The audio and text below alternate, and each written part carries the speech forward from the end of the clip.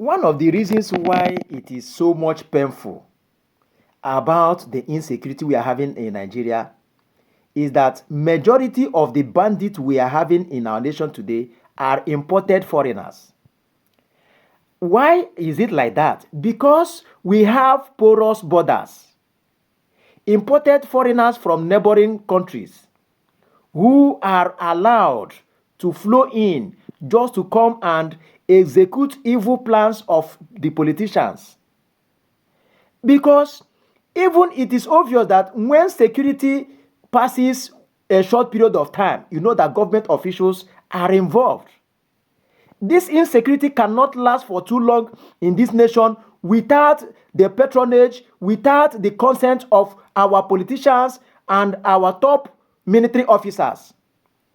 That is why it is working for them. Imported foreigners. What does it take a nation to protect your border? Where is the sense of having soldiers? Is to protect your border. But the worst aspect of it is that the Nigerian military has been polarized by all these bandits. Greater percentage and greater members of Nigerian army we are having today, greater number of them are these bandits. The true innocent citizens of Nigeria who are soldiers can't even do anything because now they are minority in their own country. They are minority in Nigerian barracks. So our military is now taking instruction and working in hand in glove with those evil politicians and leaders who import all these foreigners, all these bandits from neighboring countries. So you can't tell me that when you ask your people to vote you in, Nigerians voted you in, you promised them of security, you promised them of provision of protecting of lives and property, provision of food, employment, and all that. And the resources are there, more than enough resources to carry on all these responsibilities of yours as a president, as a political leader in this nation. You choose to convert the resources, the people's commonwealth, convert it to be your personal, convert it to use it to sponsor bandit, use it to import bandit, use it to impoverish the people with poverty and hunger. You see it? So that is why we every now and then, as long as we are calling for good society, we also call for good people. Because if there's no good society without good people, then how can you call yourself a good person when you will see the evil that is happening, you call it good?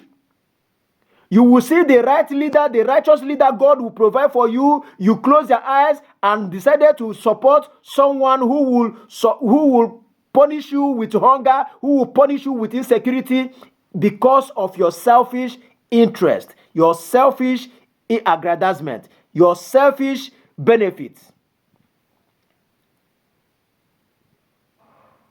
There's no way people can stop talking. No amount. Of course, as long as there is life, you can't keep everybody's mouth shut. You can't close everybody's mouth.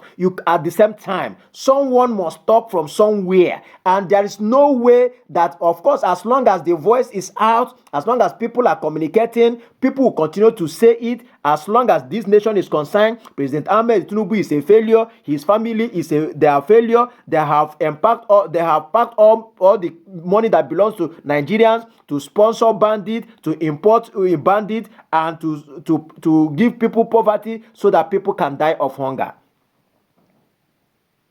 That is what is happening.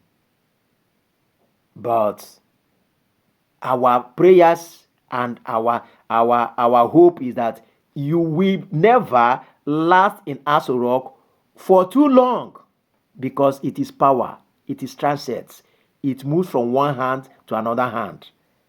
Someone was there before you came, someone else will come after you left. That is how power moves. And whatever that's happening to Nigerians will surely happen in your family. It is the prayers of Nigerians, and there's no way it will not happen.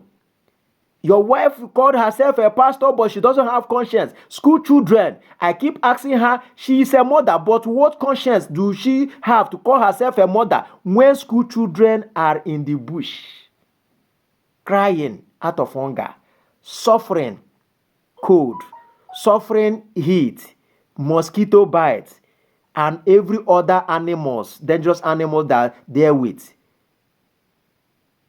missing their parents, and you call yourself a mother, you call yourself a pastor. In fact, whosoever that ordained you as a pastor, it is only God that will judge that person. Whosoever that ordained you as a pastor, it's only God that will judge whosoever that ordained you, who has not removed this pastorship from you. It is only God that will judge the person that gave you this pastorship. That is the truth about it. Anything that has, God is not an author of confusion. If you are not following this page, you are missing a lot. Do well to always touch the share button. The aims and objective of this platform is to promote good people and good society. That is our aims and objective. So while you are here, always share our videos. Always invite your friends and followers to always come and hear our talkings, our videos, our preachings, our teachings and all that. We educate, we inform, and above all, we entertain you and declare you blessed. Until we meet again, touch the share button and remain blessed.